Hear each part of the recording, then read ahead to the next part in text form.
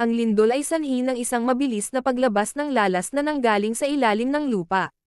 Madalas, ang mga lindol ay sanhi ng paggalaw ng fault sa ibabaw na bahagi ng mundo, crust. Ang enerhiyang lumalabas ay sumasanga sa lahat ng direksyon mula sa kanyang pinanggalingan, ang focus, sa anyo ng mga seismikong alon. Ang anyo ng mga seismikong alon ay maihahalin tulad sa anyo ng payapang tubig na hinulugan ng isang bato. Kahit na ang enerhiya ay mabilis na nababawasan habang ito ay papalayo sa focus, may mga sensitibong kagamitan na nakatalaga sa iba't ibang panig ng mundo para itala ang mga pangyayaring may kinalaman sa pagyanig ng lupa. Ang lindol, kilala rin bilang quake, tremor, or trembler sa wikang Ingles, ay ang pagyanig ng ibabaw ng Earth na bunga ng biglaang pag-release ng enerhiya mula sa lithosphere, pinakataas na layer ng planeta ayon sa mekanikal na katangian nito, ng Earth. Ang mga lindol ay mayroong magkakaibang intensidad.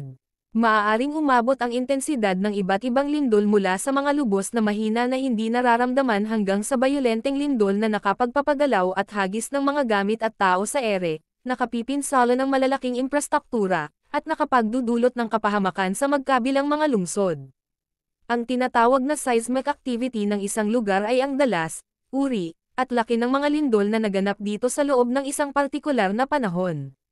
Ang seismicity naman ng isang partikular na lokasyon sa ilalim ng Earth ay ang average na rate ng seismic energy release, enerhiyang napapakawalan sa pagyanig, sa kada unit ng volume.